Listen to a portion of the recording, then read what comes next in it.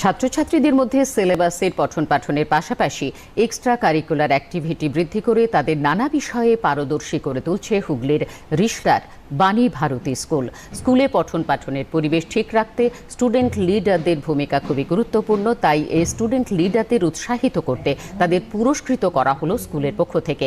এর পাশাপাশি স্কুলের বোর্ড পরীক্ষায় যারা 90% উপর নম্বর পেয়েছে তাদের এবং প্রাথমিক বিভাগের সফল ছাত্রছাত্রীদের পুরস্কৃত করা হলো।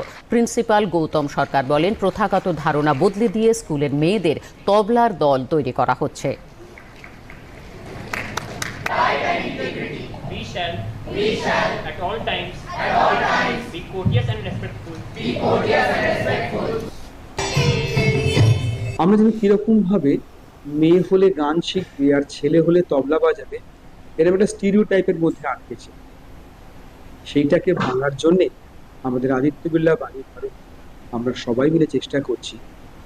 একটা 30 জনের টিম মেয়েরা যারা তবলা বাজাবে আর তার সামনে 10 থেকে 15 জন ছেলেরা ক্লাসিক্যাল ডান্স করে।